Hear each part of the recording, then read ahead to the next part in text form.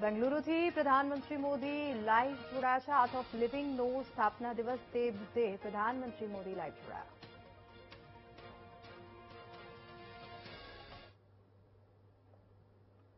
नई ऊंचाई दी है।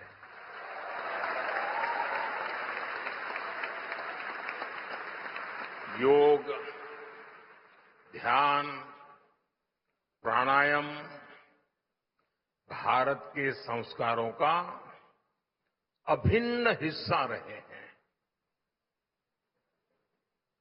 और जैसा गुरु जी ने कहा, आज दुनिया भर के लोग भारत के इन आध्यात्मिक संस्कारों से प्रभावित हैं और इन्हीं पुरातन संस्कारों से भारत की भी अनेक संस्थाओं को प्रेरणा मिलती रही है। साथियों, इसी प्रेरणा से श्री श्री रविशंकर जी ने 45 वर्ष पहले आर्ट ऑफ लिविंग के रूप में एक बीज बोया था। आज वो एक विशाल वटवृक्ष के रूप में हमारे सामने है। इस वटवृक्ष की हजारों शाखाएं दुनिया भर में अनगिनत लोगों के जीवन को स्पर्श कर रही है। और मुझे विदेश में जहां जहां जाना पड़ता है सरकारी काम के लिए, तो कोई न कोई आपको वाला मिल ही जाता है।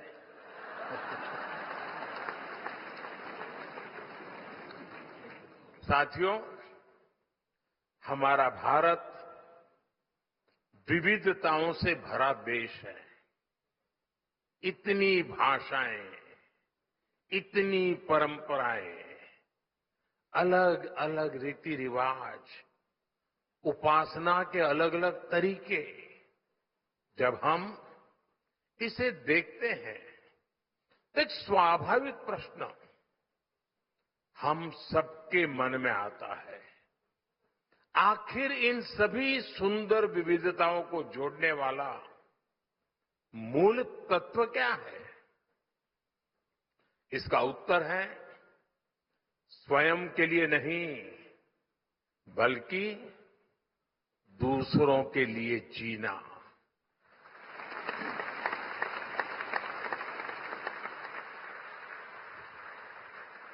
हमारे यहां कहा गया है, अष्टादश पुराणेषु व्यासस्य वचनम द्वयम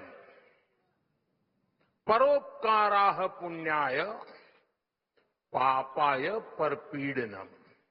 अर्थात दूसरों की सेवा करना पुण्य है और पीड़ा देना पाप है।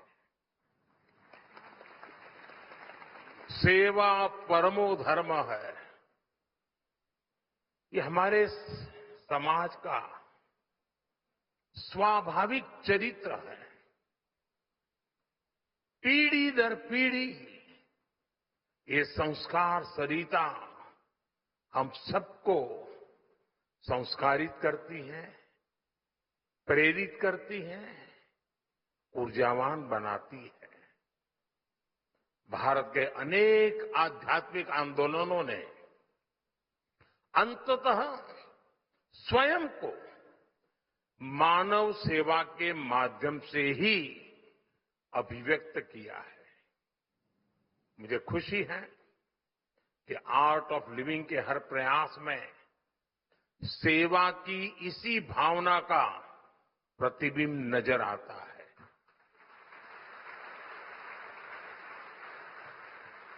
अभी जो वीडियो दिखाया गया, सेवा ही सेवा है, उसमें लोगों का ही कल्याण है। मैं आर्ट ऑफ लिविंग की यात्रा से जुड़े हर वॉलेंटियर को अपनी हार्दिक शुभकामनाएं देता हूं। साथियों, कोई भी अभियान तब सफल होता है जब उसके साथ समाज की शक्ति जुड़ जाती है। इसलिए ऐसे हर महत्वपूर्ण मिशन के लिए समाज की शक्ति को जागृत करना बहुत आवश्यक है। मेरा हमेशा से विश्वास रहा है कि समाज, राजनीति और सरकारों से भी अधिक शक्तिशाली होता है और कोई भी सरकार तभी सफल हो सकती है जब समाज स्वयं राष्ट्र निर्माण में सक्रिय भागीदारी निभाता है। अब जैसे हमारा स्वच्छ भारत अभियान है, ये सिर्फ सरकारी कार्यक्रम नहीं है, बल्कि ये लोगों के जीवन का स्वाभाविक हिस्सा बन चुका है। अब ये समाज की शक्ति से ही आगे बढ़ रहा है। साथियों, जब समाज सक्रिय हो जाता है, तब देश की सबसे बड़ी चुनौतियों का भी सामूहिक समाधान निकाला जा सकता है। ये देखना बहुत ही सुखद है कि आर्ट ऑफ लिविंग संस्था भी हमेशा से समाज की इस शक्ति को साथ लेकर चलती है। आप सभी ने विकास से जुड़े कार्यक्रमों में सोशल अप्रोच को बहुत महत्व दिया है, चाहे वृक्षारोपण अभियान हो या रूरल स्मार्ट विलेज सेंटर्स हो, महिलाओं और जनजातीय समाज को सशक्त बनाने वाले कार्यक्रम हो या फिर कैदियों के मानसिक स्वास्थ्य को बेहतर बनाने वाला अभियान हो, ये सभी प्रयास देश और समाज की विकास यात्रा के उसमें महत्वपूर्ण योगदान देने वाले होते हैं। साथियों, मैं एक और बात के लिए यहां उपस्थित हर व्यक्ति की प्रशंसा करूंगा और वो है युवा शक्ति पर फोकस।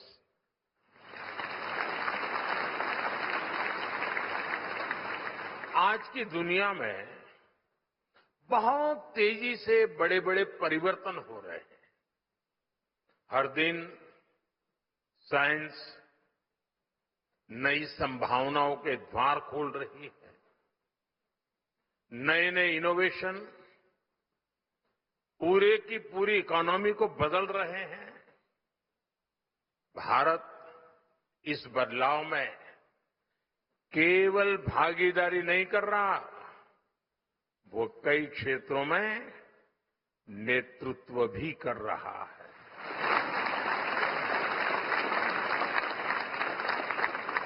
हमारी डिजिटल क्रांति ने भारत को डिजिटल पेमेंट में ग्लोबल लीडर बनाया है।